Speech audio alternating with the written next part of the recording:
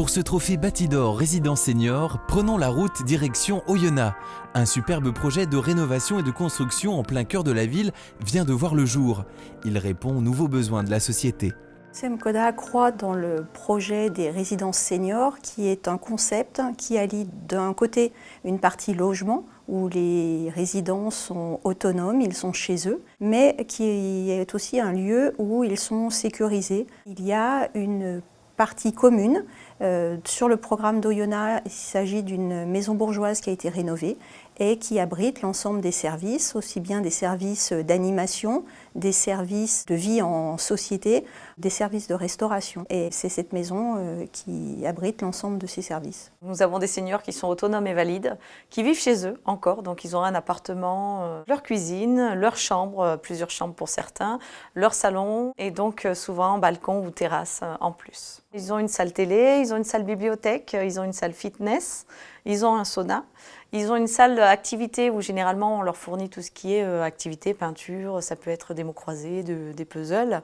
Voilà, ils ont un large choix de salles communes où ils peuvent tous se réunir et sans forcément que nous soyons là, puisque c'est surtout pour qu'ils se connaissent et qu'ils soient tous ensemble. Traiter ce projet, c'était vraiment un des projets phares d'Oyonnax, donc c'est excitant et il y avait un challenge à faire. C'est une maison qui est début 20e, donc il y avait beaucoup de boiseries, des escaliers, des choses comme ça.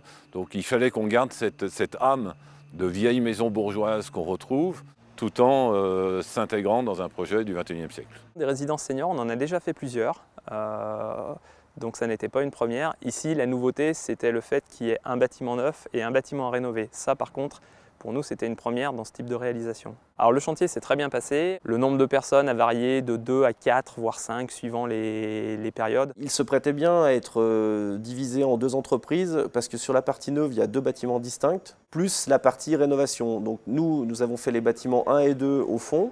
L'entreprise EGC a fait le bâtiment 3 et nous avons également fait toute la rénovation. Le fait de se mettre à 2 entreprises nous a permis d'être meilleurs sur la partie délai. C'était un projet novateur pour nous, c'était un beau chantier.